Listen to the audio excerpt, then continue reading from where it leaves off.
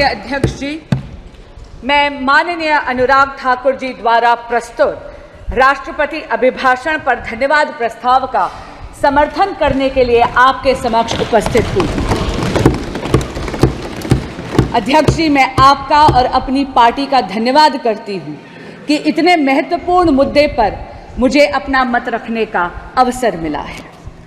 अध्यक्ष जी, ये राष्ट्रपति अभिभाषण ऐतिहासिक है। इसमें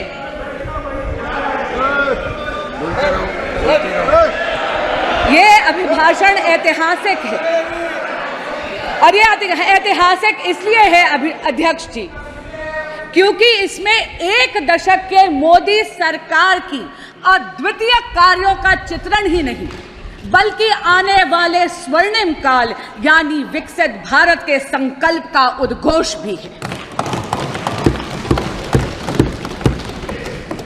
मोदी जी की जन कल्याणकारी योजनाओं का असर और उनके विकसित भारत के विजन के जो जनता का अगाध विश्वास था, उसी के कारण से अध्यक्ष जी एनडीए को तीसरी बार जनता ने पूर्ण बहुमत का जनादेश दिया। महामहिम राष्ट्रपति जी ने अपने अभिभाषण के पैराग्राफ 3 में जो कहा है, आपके माध्यम से समक्ष के पूरे सदन के समक्ष पुनः दोहराना चाहूंगी। 2024 का चुनाव नीति, नियत, निष्ठा और निर्णयों पर विश्वास का चुनाव रहा है। मजबूत और निर्णायक सरकार में विश्वास, सुशासन, स्थिरता और निरंतरता में विश्वास, ईमानदारी और कड़ी मेहनत में विश्वास, सुरक्षा और समृद्धि में विश्वास, सरकार की गारंटी और डिलीवरी पर विश्वास, विकसित भारत के संकल्प में विश्वास। मेरी सरकार ने 10 वर्षों में सेवा और सुशासन का जो मिशन चलाया है, ये उस पर मोहर है। अध्यक्ष जी, एक दशक में ये पहली बार ऐसी सरकार भारत में आई है जिसकी कथनी और करनी में अंतर नहीं है। जो कहा वो किया। धारा 370 हटाई, जो कहा वो किया। भव्य राम मंदिर का निर्माण किया, जो कहा वो किया। सीएए लेकर आए, जो कहा वो किया। 1 रैंक 1 पेंशन लाए, जो कहा वो किया। मेक इन इंडिया की नींव रखी, जो कहा वो किया।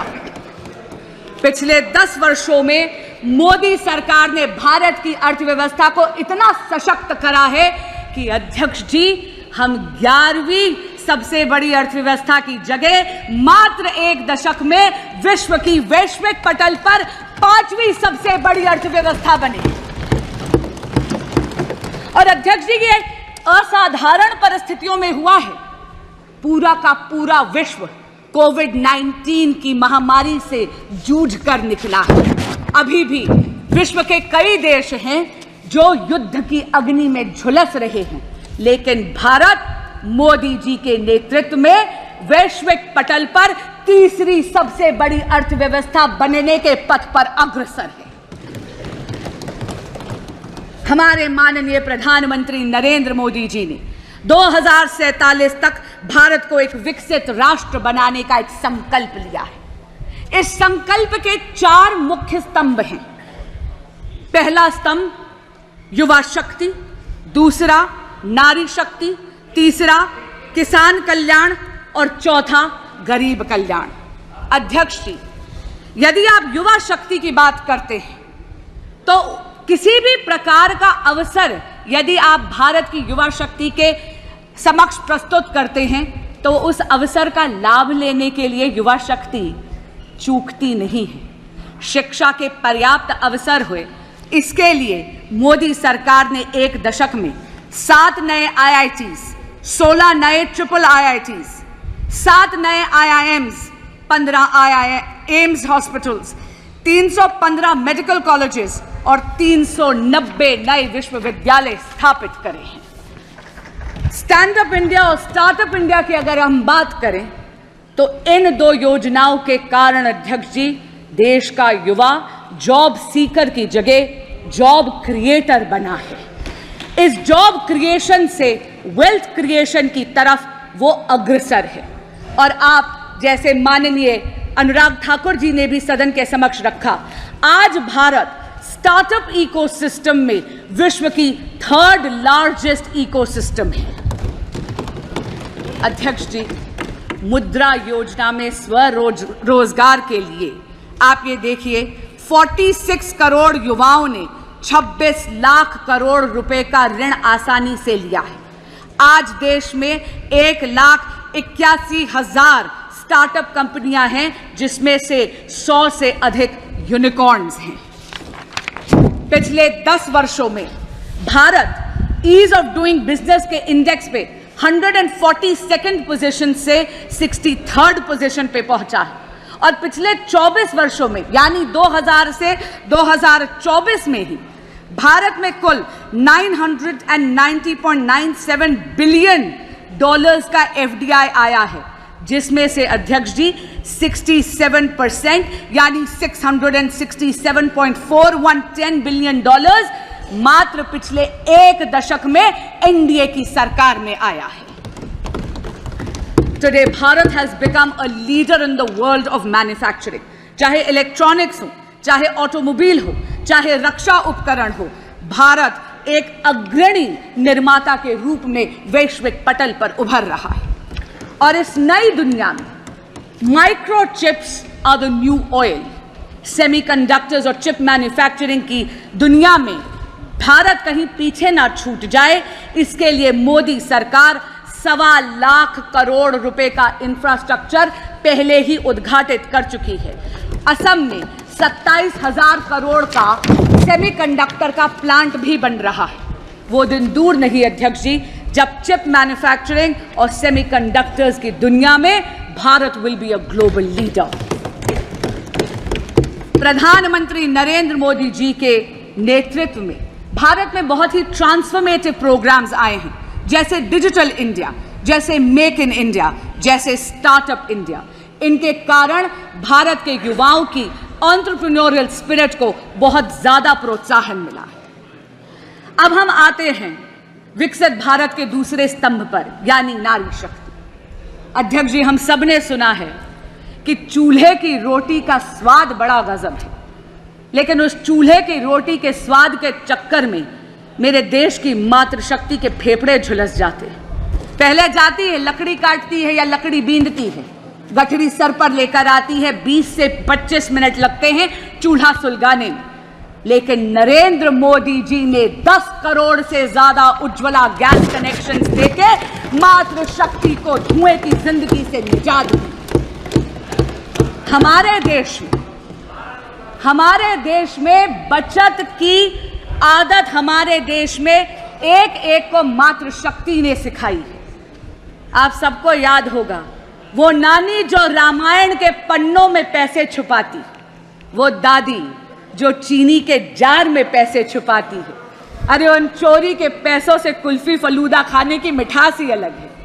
लेकिन कितनी अचंभे की बात है अध्यक्ष जी, जिस मातृशक्ति ने देश को बचत सिखाई, उनके पास बैंक अकाउंट ही नहीं थे।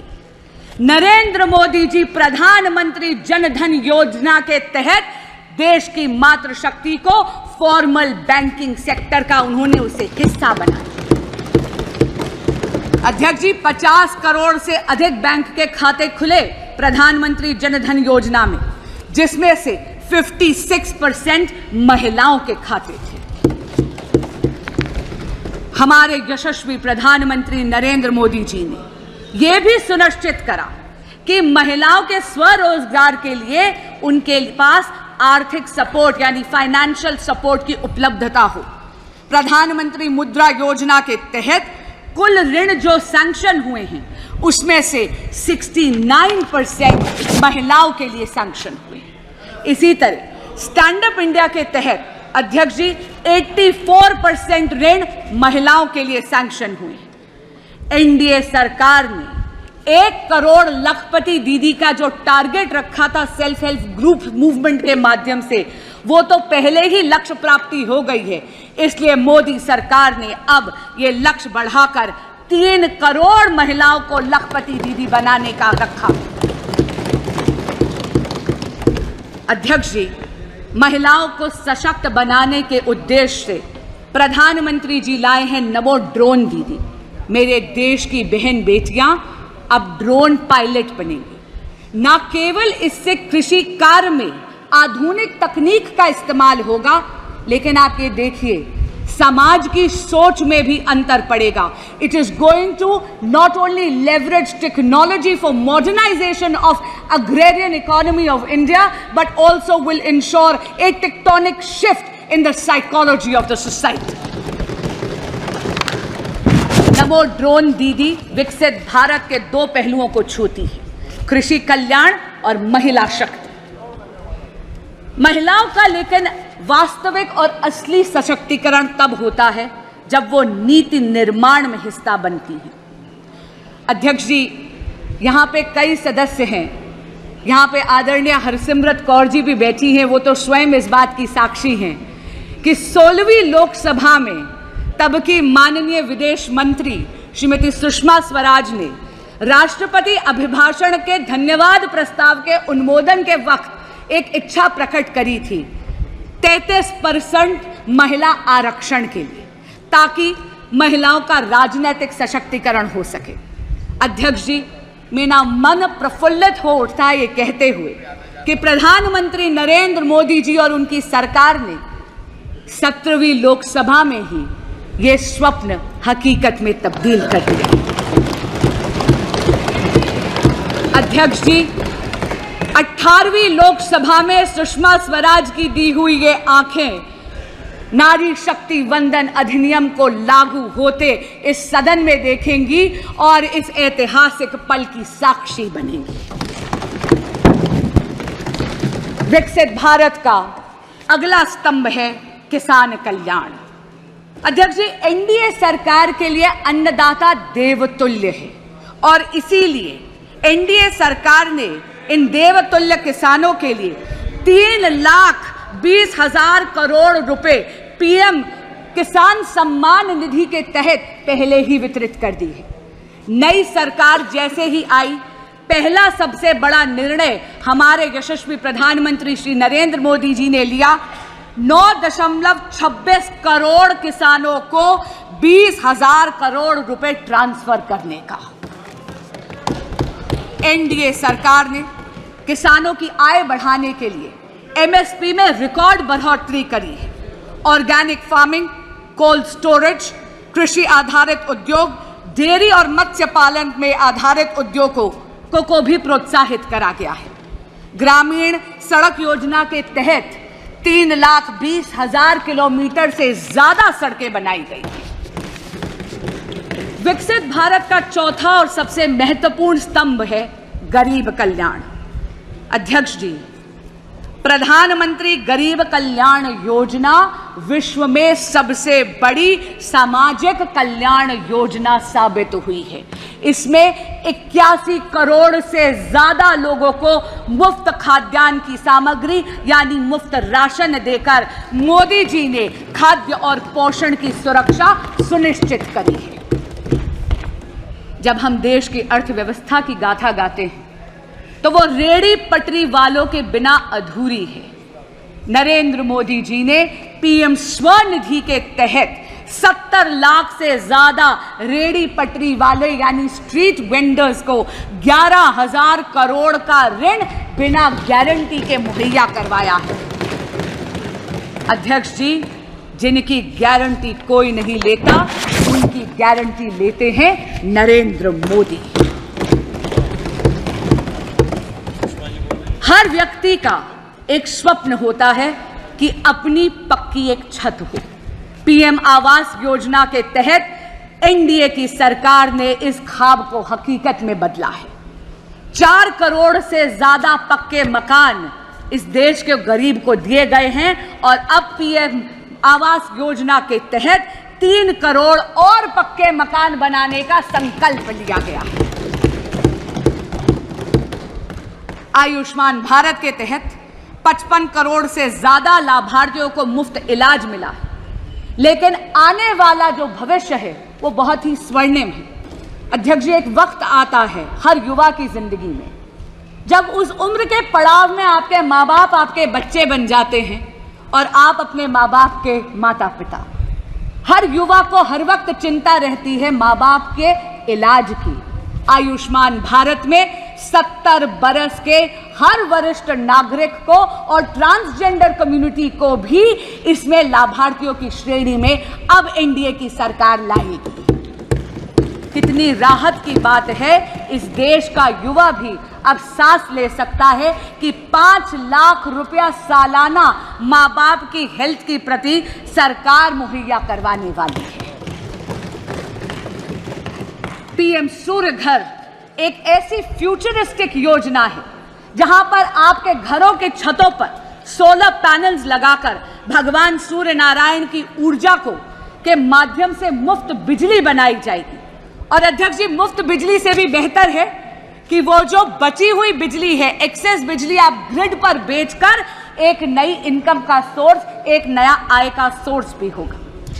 लेकिन मोदी सरकार अलग है अध्यक्ष जी, केवल नीति निर्माण ही नहीं करती, केवल योजनाएं ही नहीं बनाती, केवल उन योजनाओं का लाभ जन जन तक नहीं पहुंचाती, लेकिन वो लाभ सुनिश्चित हो, लास्ट माइल डिलीवरी हो, उसके लिए विकसित भारत संकल्प यात्रा भी निकालती है।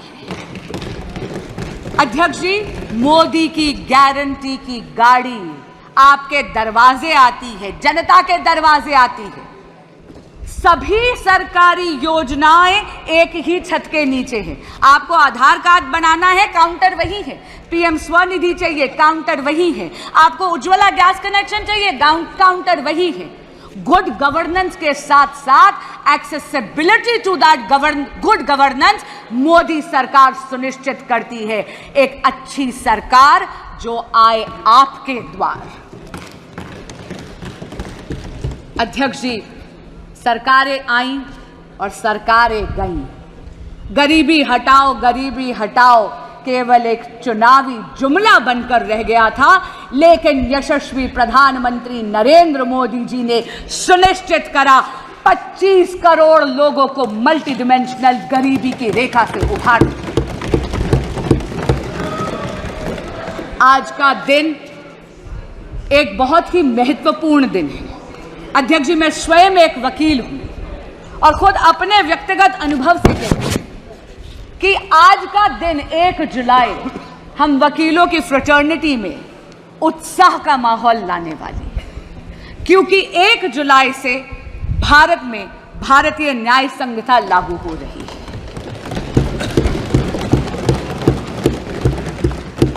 पहले के कानून ब्रिटिश राज की गुलामी की बेड़ियां थे जो हमारी न्याय प्रणाली को जकड़े हुए थे। पहली बार भारत में एक ऐसी दंड प्रणाली आ रही है जिसका ध्येय न्याय होगा। क्योंकि अध्यक्ष जी, जब कोई ऐसा कानून विलायती हुकूमत बनाती है तो उसका उद्देश्य न्याय नहीं होता, उसका उद्देश्य दमन होता है, क्योंकि वो चाहती है कि उसकी हुकूमत बरकरार रहे। लेकिन पहली बार देश में भारतीय दंड प्रणाली आएगी जिसका ध्येय न्याय होगा, न्याय को प्राथमिकता देगी। और हमारे यहाँ कहते हैं justice delayed is justice denied. ये वो क्रिमिनल सिस्टम होगा लॉज का जो एक एक्सपीडियंसी लाएगी, एक तेजी लाएगी भारत के क्रिमिनल जस्टिस सिस्टम में। कम्युनिटी पेनल्टी पहली बार भारत में इंट्रोड्यूस हो रही है। इसका मतलब है at the heart of these laws is not only deterrence of law and punishment but also a sense of reformation. इन सभी ट्रांसफॉर्मेटिव, फ्यूचरिस्टिक, पाथ ब्रेकिंग कारणों के कारण ही भारत ने एनडीए की सरकार को तीसरी बार पूरा बहुमत दिया है। पर अध्यक्ष जी, विपक्षी गठबंधन ऐसा प्रदर्शित करता है जैसे कि नारायणी सेना इनके पाले में खड़ी है। पर अध्यक्ष जी, इतना जरूर कहूंगी, कृष्ण तो कर्म के कायल हैं, इसलिए उनका आशीर्वाद तो नरेंद्र मोदी जैसे कर्मयोगी पर पुनः बरसा है। विपक्ष चाहे ये दिखाने का प्रयास करे कि स्वयं अक्षोहिणी सेना उनके पास है। अध्यक्ष जी, बहुत चौंकाने वाली बात है कि वो विपक्ष जिसने आपातकाल लगाने का अधर्म करा, वो विपक्ष जिसने भारत के संविधान को गला घोटने का अधर्म करा, जिसने इस देश के लोकतंत्र की हत्या करने का अधर्म करा, वो विपक्ष जिसके गठबंधन के सदस्य आज भी दिल्ली में एक कॉन्स्टिट्यूशनल क्राइसिस क्रिएट करते हैं क्योंकि वो अपनी जिद पे अड़े हुए हैं कि वो अपनी सरकार जेल से चलाएंगे। क्यों? क्योंकि वो सत्ता के मोह में मदमस्त हैं और दिल्ली उनके इस मोह से त्रस्त है।